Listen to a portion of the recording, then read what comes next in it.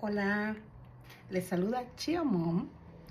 Este videito es para platicarles un poco acerca de cómo me hice fan de Gloria Trevi, cómo crecí.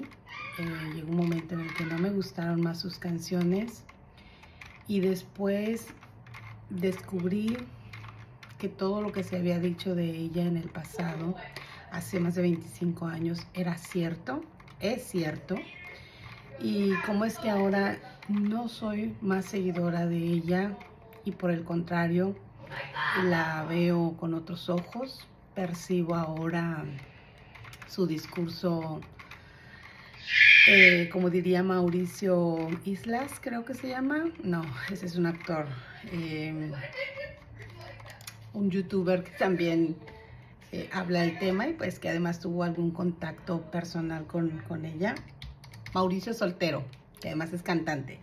Mauricio Soltero usa una expresión en la que dice que la señora Gloria Trevi imita las emociones humanas porque carece de ciertas emociones básicas para la sana convivencia, como la empatía. Y entonces ahora lo percibo, veo el cinismo. Además es una persona cínica con mayúsculas, cínica, subrayado, cínica con negritas, porque hay evidencias, y hay un montón de evidencia audiovisual en donde ella ha expresado burla cínica acerca de las cosas que pasaban dentro de la organización de la que ella era parte y en la que ella reclutaba jovencitas para llevárselas al entonces pareja sentimental de ella. Bueno, yo conocí a esta cantante, creo que me di cuenta de su existencia cuando yo tendría unos 12, 13 años. Y creo que las primeras canciones que escuché de ellas fueron canciones que por la realidad cultural vivida en ese momento pegaban mucho. Creo que ahora siguen siendo vigentes por la realidad cultural de un México bizarro, de bajos recursos, en donde muchas familias hemos crecido. Y bueno, en aquel entonces creo que la canción, las canciones que yo recuerdo con mucha emoción, que tengo la encomienda personal de no escuchar, pero que me las sé de memoria porque las canté muchísimas veces, son por ejemplo la canción de Hoy me iré de casa, la canción de Y mañana o Mañana. Y creo que lo novedoso después de esos años, en esos primeros años en que empecé a tomar conciencia del mundo exterior fuera de mi familia, lo novedoso fue que descubrí su música del disco de Más turbada que nunca, que es un juego de palabras, pero que pues para la edad de los jovencitos de aquella época, eso era disruptivo, era la onda, era una protesta, era una forma de comunicarnos sin que nos dijeran que eso estaba mal, porque al final era un doble sentido claro y evidente, pero que podíamos hacer como que no pasaba nada. Y todo este juego de palabras que ella usaba en sus canciones, que algunas de ellas se las escribió la señora Mari Morín, que es como por ejemplo A la Madre, La Papa sin Cápsula, Zapatos Viejos. Y bueno, una maravilla de producciones discográficas que para aquella época eran revolucionarias, eran lo que todos ya sabemos. Era la chica de los pelos sueltos, que además muchas nos identificábamos con ella. Estábamos en la época de la secundaria en donde no nos queríamos peinar. Bueno, yo sigo sin quererme peinar, honestamente, no me gusta. Tengo una sensibilidad en mi piel, en mi cabecita, que cuando me paso me jalo y hoy es un dolor que no soporto, no me gusta, así que prefiero ser muy natural. Y entonces creo que el pelo suelto fue un himno para todas, y lo digo con nostalgia y lo digo con complicidad,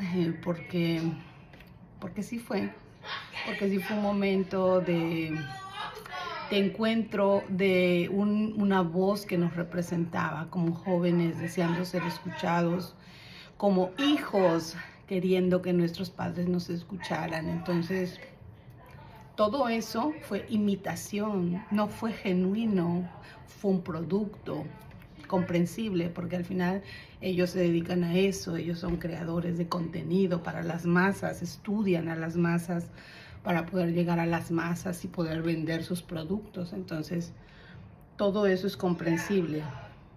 Y así sigue funcionando la industria del entretenimiento.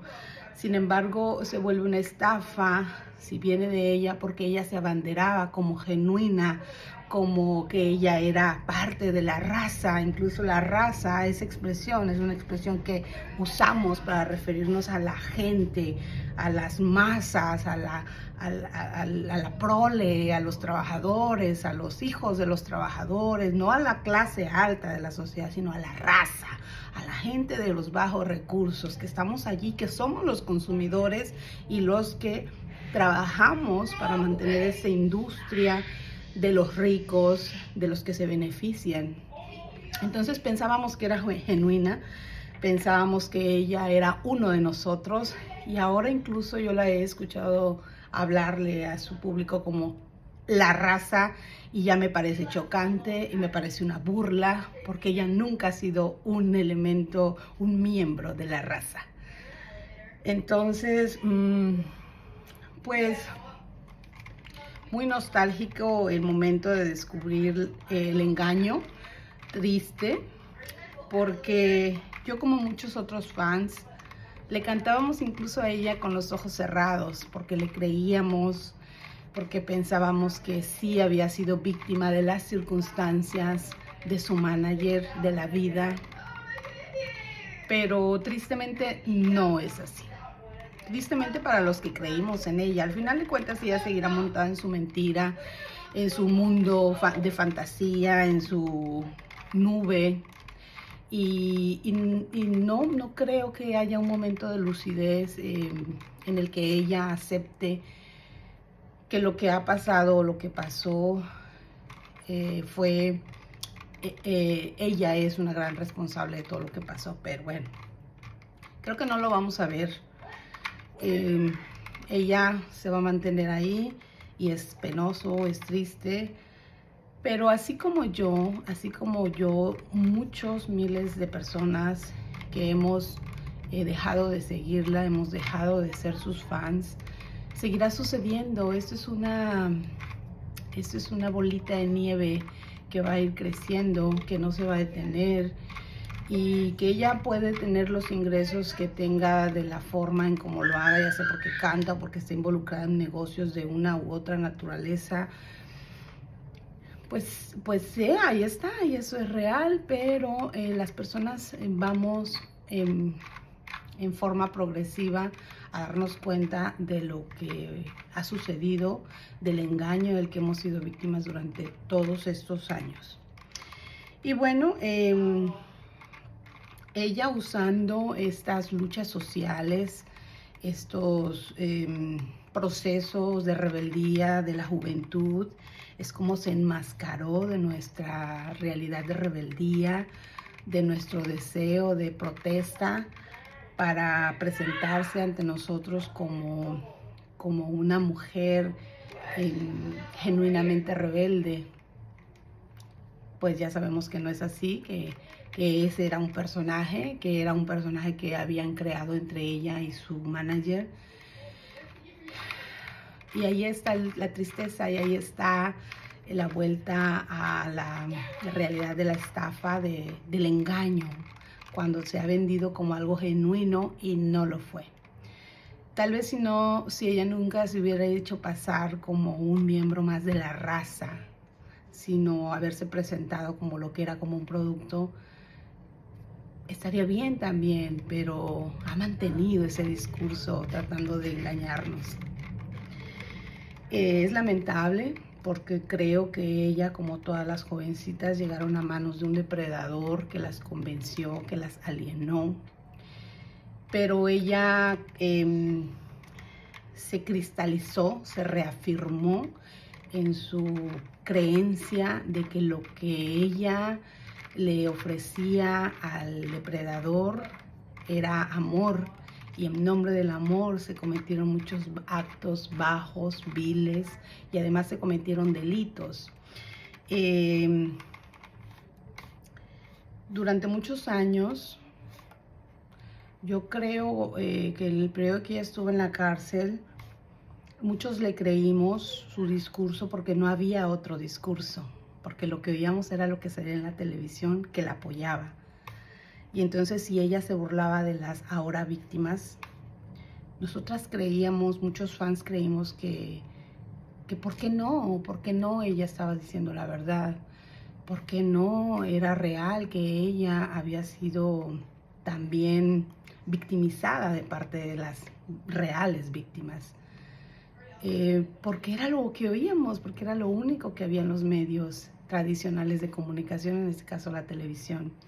Y frente a ese discurso y no habiendo otro, y no porque no lo hubiera, sino porque se acallaba ese otro discurso. Recordemos que cuando Aline Hernández sacó su libro, hubo una campaña de desprestigio en su contra, y al no tener ella voz y no tener una plataforma de expresión y no se escuchaba su discurso, pues se creía lo que se escuchaba, que era el discurso de la cantante.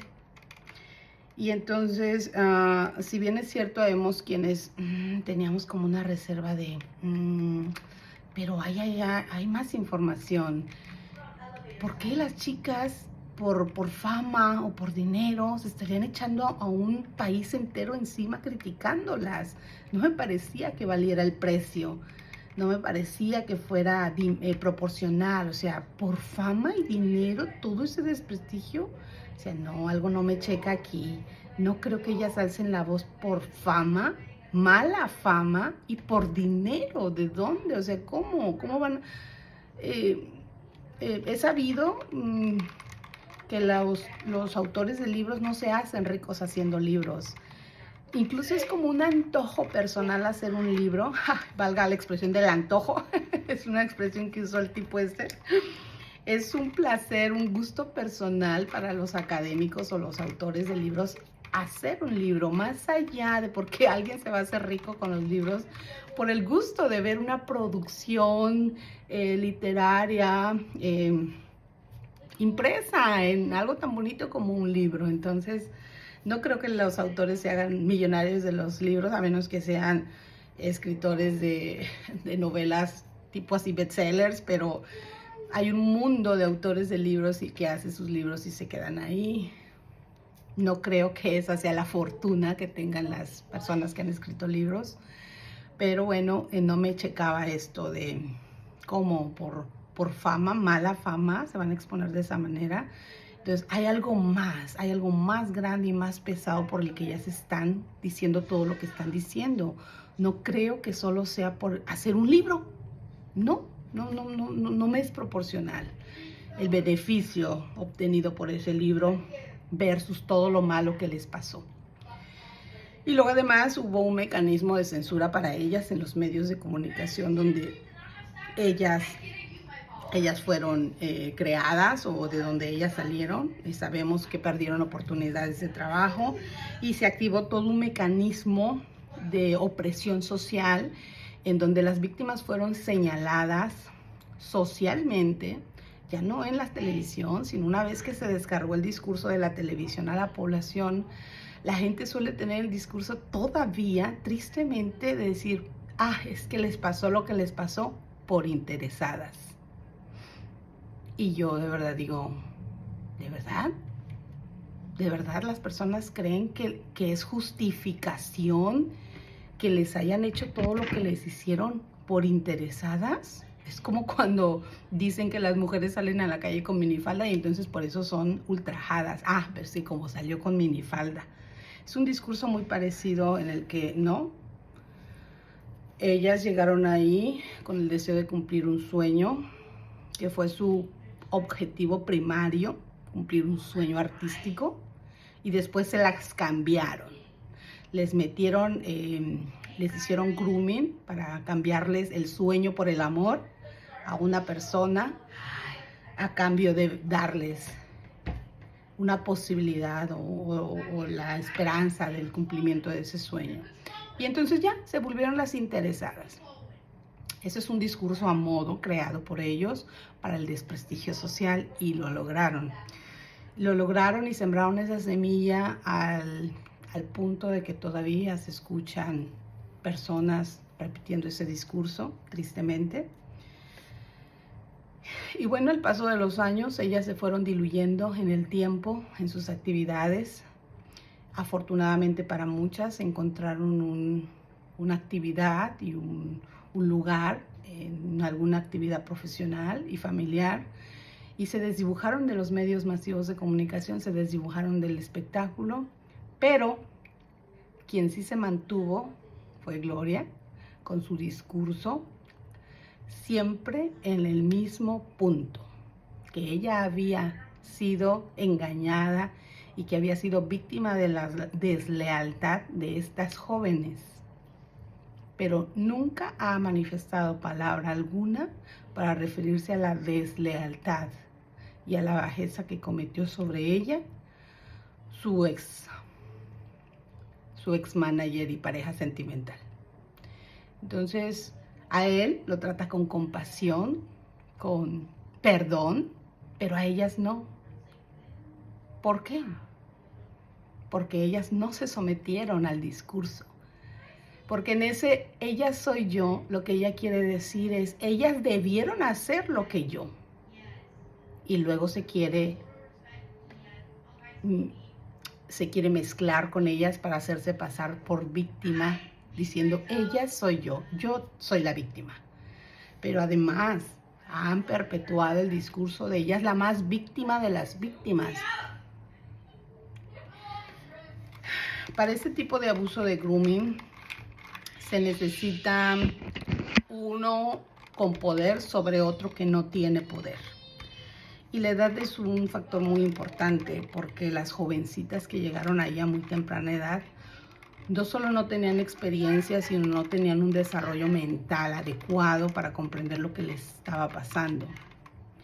Una jovencita de 13 años, 12 años, 14 años, 15 años, no estaba en su completo desarrollo mental, cognitivo, emocional, para entender lo que le estaba pasando, versus un adulto que ejerció poder sobre ella. En las relaciones humanas, los niños son una materia prima en su cerebro muy delicada que debemos cuidar y proteger. A los niños se les debe enseñar que no deben tener conversaciones con personas que no sean de su grupo de edad. Ellos no pueden tener amiguitos adultos. Si son niños menores de 10 años, sus amigos son niños de su edad. Si el niño tiene 5 años, sus amigos son niños de su edad, no niños de 12, no niños de 10. Si se tienen 10, 12 años, sus amigos deben ser niños, jóvenes, adolescentes de su edad. No adultos, no adolescentes de 18. Si un niño te dice que su amiga o su amigo le lleva 10 años, ojo, no debe tener amigos de otro rango de edad, porque hay una escala de poder por edad, por maduración. No es la misma estructura mental de un niño de 5, de 10, de 14, de 20, de 30 años. Bueno, ya no, a los 20, a los 30 ya no somos niños, pero los niños se tienen que relacionar con niños de su edad. Entonces, por eso esos ambientes artísticos en donde los niños se relacionan con adultos es muy complejo, porque los niños deberían tener jornadas de trabajo en esos ambientes reguladas en donde no pueden estar solos con adultos. Yo no sé cómo funcionan los ambientes, ese tipo de ambientes. Entiendo que en este grupo se les entregaban permisos a las personas que las llevaban para que las pudieran manejar, pero ojo, era un permiso para llevarlas a desarrollar su potencial artístico. No estaban dando permiso para otra cosa. Y no es un permiso que les dieron a estas personas de un día para otro. Fue un proceso de meses, de años, en donde se hizo grooming no solo a las niñas, sino a las familias completas.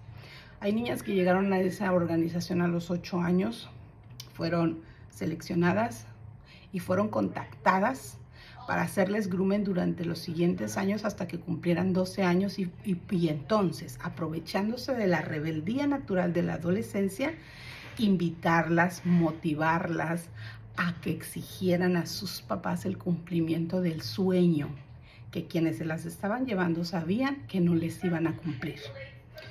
Entonces, es un tema muy complicado. Hay muchísimos elementos de análisis, no solo de la edad de las jovencitas, del grooming que se les hizo a muchas familias, del engaño que se les hizo a muchas familias, y que eso se tiene que documentar, y en la documentación de todas estas experiencias, de todas esas familias, las coincidencias son lo que hacen la línea que le da veracidad a lo que sucedió. No es casualidad que 11 personas, 15 personas que no se comunicaban entre sí porque no se los permitían, narren los mismos hechos en las mismas circunstancias. Todas tienen coincidencias de personas, de discursos, de modos de convencimiento, y ellas no se comunicaban entre sí. Entonces eso nos está hablando de una forma de proceder, de un modo de operación de este grupo coercitivo. Bueno, al paso de los años, cuando ellos salieron de la cárcel y la señora Gloria hizo nueva música, me gustaron 2 o 3 canciones. Me gustó Cómo Nace el Universo, su disco de Cómo Nace el Universo. Me gustó En Medio de la Tempestad. No me gustaron sus canciones de protesta, de lenguaje vulgar. No me gustó ya, no me identificaba con ese discurso. Esas expresiones de ábranse perras me parece muy coloquial, pero coloquial, lo que pasa es que hay cosas coloquiales, parte de la cultura, y hay cosas coloquiales que son como tendientes a la agresión. Eso no me gustó. Y luego,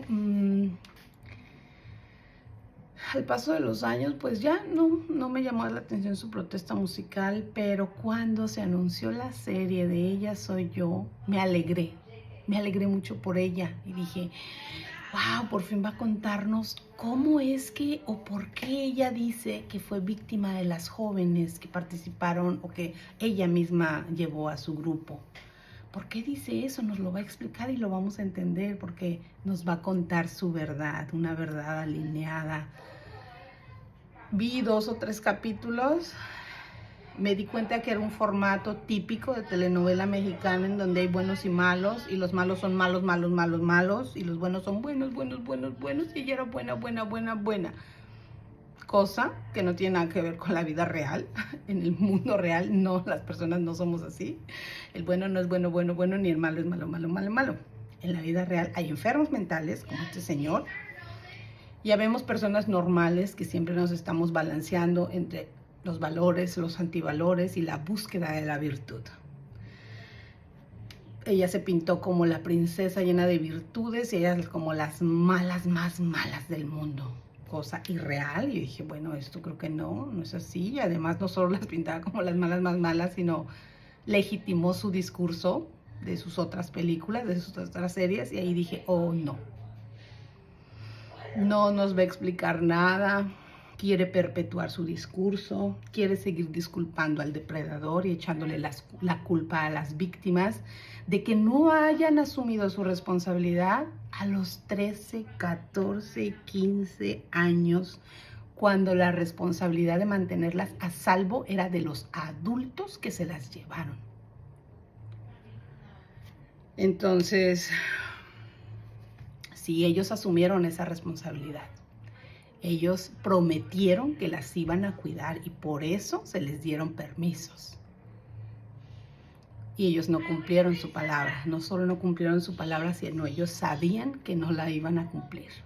y por eso las hicieron mentir y engañar a sus familias.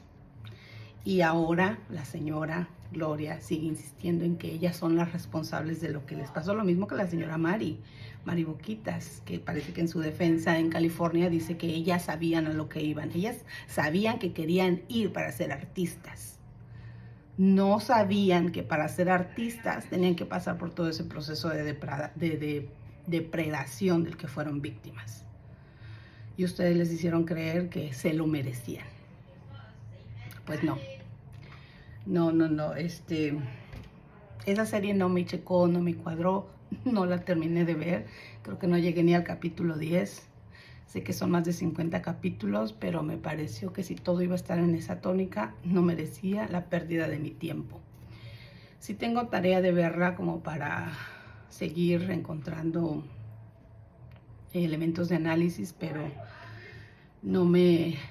ahí en ese momento me declaré ex fan de la señora Gloria Trevi, y lo digo con nostalgia porque consumía su música. La música de ella no es una música que yo deje que mis hijas escuchen, no la escucho en casa, pero si yo voy manejando, antes ya no lo hago, me ponía su musiquita. Hoy me iré de casa, hoy me iré de casa corriendo descalza. Un sentimiento genuino que uno tiene a los 12 años, cuando los papás se pelean y uno piensa que se puede salir corriendo de la casa. Ya no. Creo que hay que ser congruentes. Esa música no le permito a mis hijas que la escuchen porque tiene mucho contenido depresivo. No se las pongo, ellas ni siquiera saben que esa artista existe, pero yo la escuchaba en los silencios de mis rutas cuando manejo, y ya no la escucho porque es parte de ser congruente para mí, en donde no consumo a una persona que se burló de sus fans durante muchos años y lo sigue haciendo. Así que esa es mi historia como fan y ex fan de la señora Gloria Trevi. Y de pronto escucho a las personas que se dedican a analizar el tema y me hago mis notitas. En algún momento tal vez también haga algún análisis o comparta mi opinión acerca de los análisis que hacen quienes generan contenido acerca de este tema interesante, que no es para colgarse de nadie como los fans que sí le creen todavía argumentan, sino como una necesidad de justicia social y de exponer la opinión de los que no le creemos y por qué no le creemos, tan válidos unos como los otros. Los que la quieren defender, me parece bien que la defiendan, desafortunadamente caen en el lado de la agresión, de la denostación, y eso me parece que no habla bien de ellos como defensores, porque la defensa no tiene que ser en ese tono, pero bueno, cada quien en el lado que se va a poner, que se quiera poner. Por ahora, hasta aquí llego con mi plática de cómo fui y dejé de ser fan de Gloria Trevi. Cuídense mucho, los saluda Chio Mom. Mis cariños, bye.